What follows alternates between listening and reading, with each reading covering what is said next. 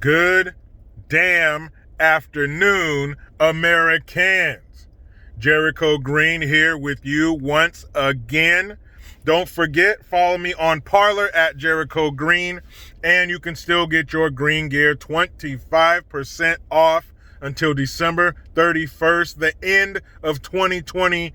Promo code BYEBYE 2020, all caps. And I want to give a shout out to, now I hope I'm saying this right, Ales, A-L-E-S with an accent over the S, showing love from Maribor, Slovenia. Thank you. I really appreciate the support. Also got to give a shout out to Tara. Got her mom some green gear yesterday on Christmas. Thank you, Tara. She's been watching my videos for at least a year now. Thank you very much. I really appreciate that. So does your mom. And got to give a shout out for my man Frank at this great company called Aduro Mark. They do engraving. Excellent job. I've shown their products on here before. The coasters they made for me, the plaque that they made for me commemorating my 250,000 YouTube subscribers. I want to give a shout out to his grandpa, Wallace Riddle. He is a veteran of 3 wars, World War II, Korea, and Nam. Shit. 3. Thank you for your service. Thank you for ensuring the freedoms that are so easily shit on today. Those were different men that they made back then. It was a different America, and it paved the way for the comforts and the excess that we have now. Thank you for ensuring that America stays America, and we didn't fall to some foreign power and we're speaking a different language than we do right now. Thank you very much, Mr. Riddle. Also, he was in 2 branches, the Navy and the Army. I guess he figured he joined the best branch first. He might as well check out the rest. Thank you very much. I appreciate what you've done for this great country. Speaking of this great country, something not so great happened yesterday morning in Nashville. I'm sure, as you all know, there was an explosion there, and it took place, I want to say between 5 and 6 o'clock in the morning. There's multiple witnesses. You can hear the over-the-phone interviews. One family, the police came and made them evacuate. They said it's mandatory. You got to go. There's a public threat. They got out. The lady looks back and sees the explosion go off. That could have been them. So thank you to the law enforcement that went door to door, literally, and got people out. It's a very strange situation. It was an RV downtown Memphis, and the RV had a PA system on it, and it was warning people. It was saying this vehicle will explode in 15 minutes. If you hear this message, evacuate now. Now, before I actually, because there's of course the security footage, people were filming with phones after the fact. There's one set, and I believe it's in the link I'll put in the description box to an article on CNN where they have cell phone footage, and you hear people after the explosion, help, help. Fortunately, thankfully, there was no loss of life. There were only 3 injuries. I imagine it's one of the 3 people screaming in the footage you'll see. None of them were injured critically. I'm sure due in large part to the warning, evacuating people. And you'll see the footage. You'll hear the voice that's played over the PA system is so fucking weird. Normally, when you have explosions like this, you're not warned to leave the area. So why did the person who set off this bomb, why did they warn people to leave the area to avoid casualties and injuries? Why Christmas morning? Well, I guess maybe they wanted maximum attention, but why Christmas morning? Why Memphis? It's a big older RV, kind of beat up. It's strange. Not a lot of information. I hear they do have a person of interest. Not sure if they're in custody or not, but they are focusing on 1 or more people. No names yet. Who knows? I haven't checked on this in a couple hours. It could have been developments by the time you see this. Of course, you know, every damn organization, every acronym, ATF, FBI, CIA, NSA, VCR, they're all out there going through this with a fine-tooth comb. They'll probably look at traffic footage, traffic cam footage. They'll go backwards on the timeline. You've seen the procedurals. You've seen the movies. You know what they're going to do. You know how they're going to find these people, and they will find them fast. Most likely, judging by the way things go, it's probably not a white person. Could be wrong. But you know damn good and well, the mainstream mediocres, if this was a white person, what did Donna Lamone, that greasy lip bitch, tell us? White men are the most dangerous people in America. They are the #1 terrorist threat in America, says the greasy lip bitch from the Communist News Network.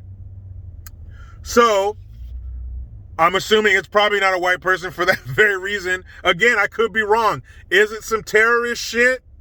I don't mean to get too tinfoil hat, too conspiracy theorist about it. But is this a way for them to take more power? Because since there were no deaths, it's kind of like, okay, we got the tragic event. No lives were lost. Not that they give a shit if there were. But no lives were lost, so we can still have our cake and fuck it too. I mean, eat it, right? Yeah, I think that's how it goes. They can still have their cake and fuck it too, because you have the tragic event without the loss of life, but we can still grab power. We can still tighten down. We can still put more restrictions and create more government power, more bureaucracies. Who knows? This might cause another entity to be born. This might cause another Department of Homeland Security to be born. Because of this, now we got to create a group, a council of people. They need funding, they need offices, they need supplies, they need resources, which costs what? Money. Who does it cost? Not them, us. There ain't a bake sale or a car wash big enough to fund this shit or fund these government programs. So, could it be that? Could it be a terrorist attack? I don't know. I think a group might have claimed responsibility by now. Or could it be a very elaborate way for someone to commit suicide? Could it be somebody who's like, man, I want to kill myself, but I've always wanted to do it like with an explosion in a vehicle? I mean, you never know. People think and do weird and crazy shit. It could be something like that. It could not be attached to some government group or some power grab or some terrorist organization. Could have been just some weird fucker who wanted to kill himself in a crazy way. They did say that they found human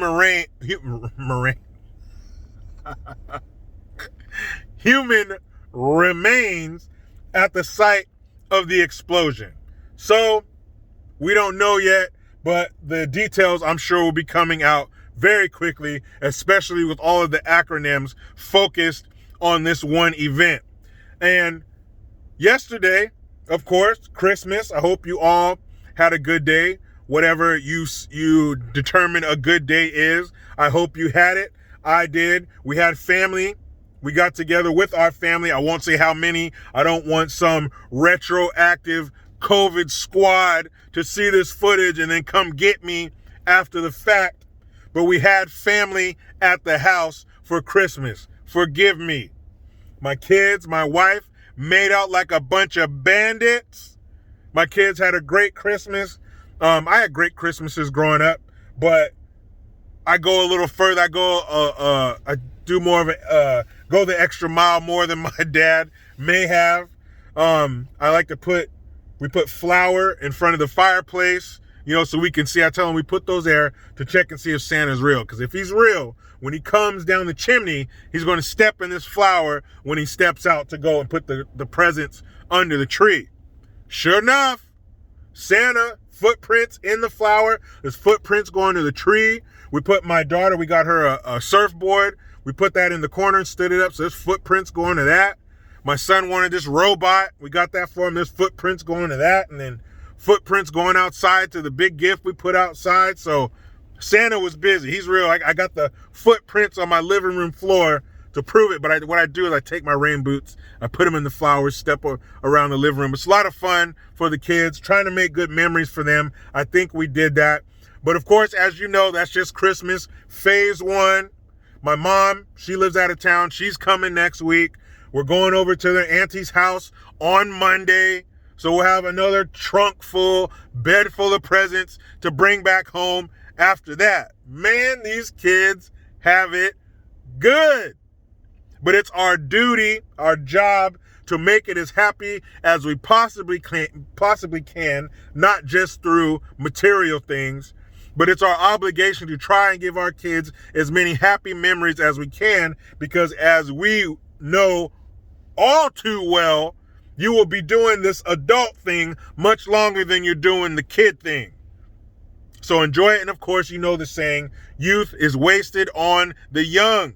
Because by the time you get it, by the time you appreciate it, that ship has fucking sailed and you are no longer a child. So I will do my part. My wife and I will do our part to make our kids' life as happy and filled with happy memories as we can. Because someday soon, that shit will be over. Life will walk up to you and say, hand over your innocence. But I'm not done. I still want, give me your innocence. That shit's over. That's mine now. Give it up. Forget about this shit. Welcome to adulthood, bitch. Pretty much, right? So, yesterday was great. Kids had a good time. My wife got a bunch of good stuff. And as any good parent knows, their happiness is my happiness. So, speaking of my beautiful wife and kids, let me get to them. But you know how it goes. I try to be done with the left, but they just won't let me. Please subscribe, hit that notification bell, because every time it rings, a piece of shit lefty cries. Get your Jericho Green notification tone link in the description box. Utilize the PayPal link and the Teespring link to get your green gear. I am Jericho Green. Man up. Out.